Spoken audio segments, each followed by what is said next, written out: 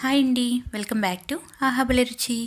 ఈరోజు వీడియోలో ఎంతో రుచికరమైన పరమాన్నాన్ని ఎలా తయారు చేసుకోవాలో చూద్దామండి.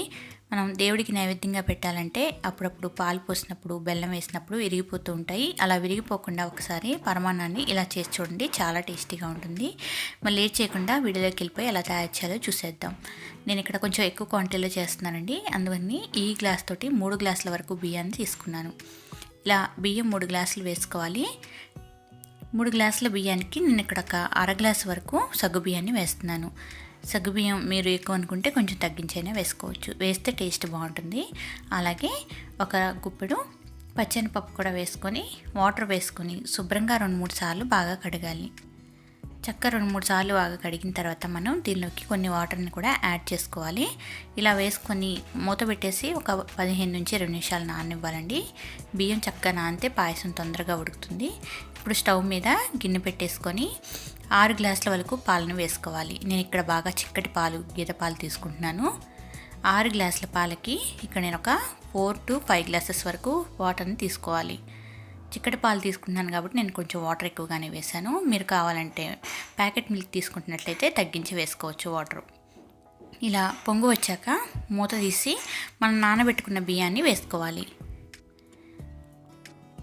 ఇలా బియ్యం మొత్తం వేసుకున్నాక చక్కగా కలుపుతూ బియ్యాన్ని మీడియం ఫ్లేమ్లో పెట్టుకొని చక్కగా ఉడకనివ్వాలి.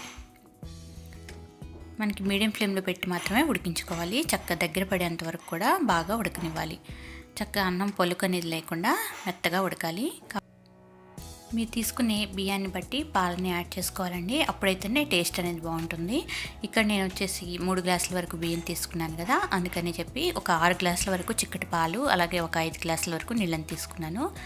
ఇప్పుడు ఇది ఉడుకుతూ ఉన్నప్పుడే మరొక పక్క స్టవ్ మీద ప్యాన్ పెట్టి 1 టేబుల్ స్పూన్ వరకు నెయ్యిని యాడ్ చేసుకొని జీడిపప్పు అలాగే కిస్మిస్ని వేయించుకోవాలి. ఇవి ఇన్ననేం లేదండి, మీకు నచ్చినన్ని వేసుకోవచ్చు.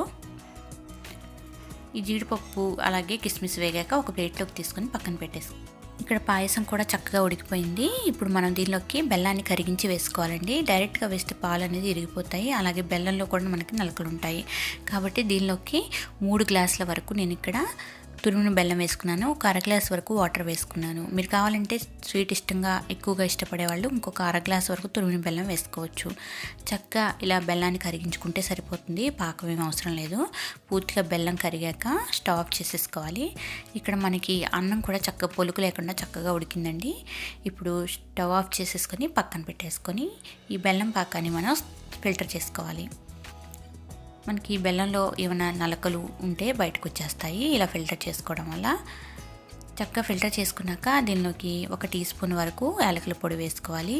అలాగే ఒక అర టీ స్పూన్ వరకు ఉప్పు కూడా యాడ్ చేసుకొని మనం వేయించుకున్న జీడిపప్పు కిస్మిస్ కూడా వేసుకొని ఒకసారి చక్కగా బాగా కలుపుకోవాలి.